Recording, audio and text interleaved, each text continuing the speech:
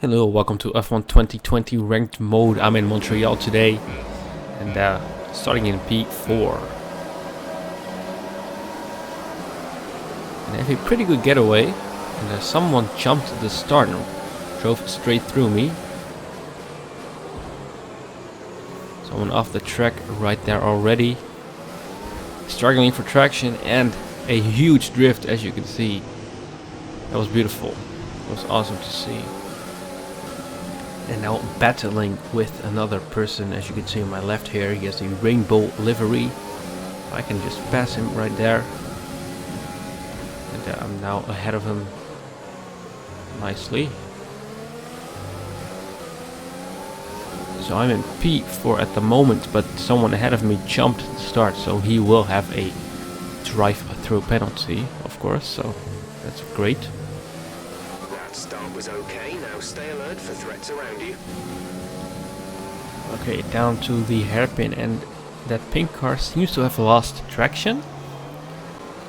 And he even drives himself off the track. Well, maybe he is driving without traction control for the first time, who knows. But that was kind of funny. And as you can see, the person in P2 has a drive-through penalty, so he is going to have to serve that in 3 laps, within 3 laps.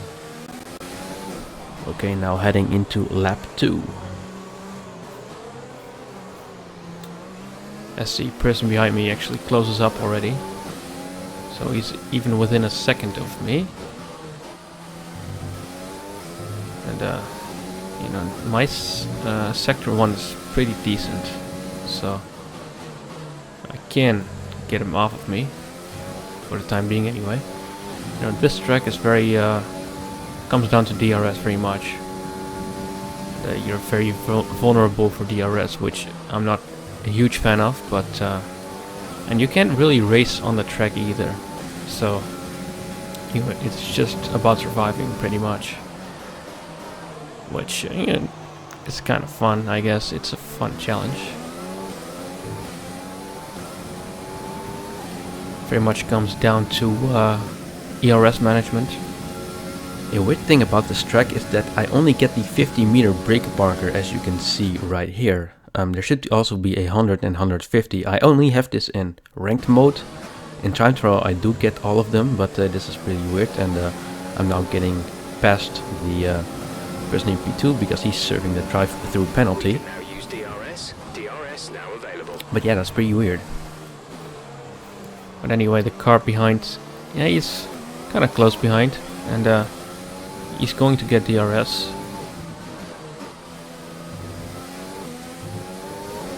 So I'm gonna have to use my ERS, as you can see, just right for the DRS zone.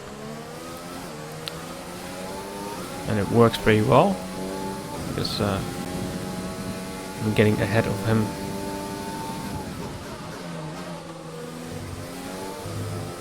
That's a fun chicane to take. I'm actually doing quite well at it, so that's great. Down through the hairpin, and actually that person was passed. So the red car is ahead of the person who was behind me. So about those brake markers, by the way, I have reported that to Codemasters, so hopefully they're gonna do something with it.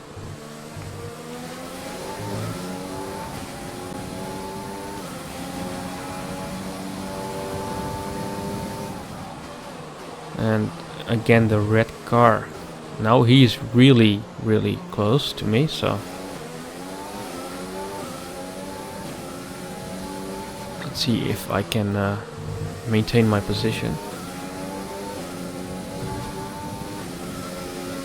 And again, a pretty good run through this part, so created a little bit of a gap, not much, but a little bit. It's a second now, so that's gonna be good for the detection point of the next DRS zone after the hairpin.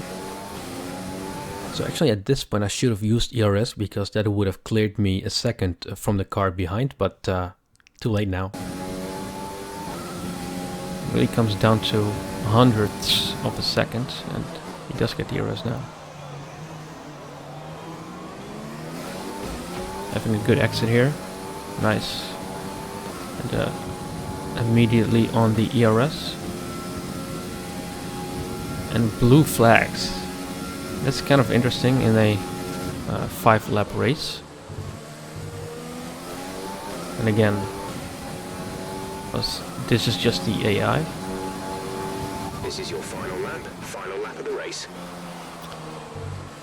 It's not really realistic that they turn into ghosts, but thank God for that anyway. I very much want to trade some realism for that. And now the last lap. Red car being pretty competitive around here. He's really close. But I have some ERS left, so that's great. I'm gonna have to use the most of the remainder, of course, on the long straight after the hairpin.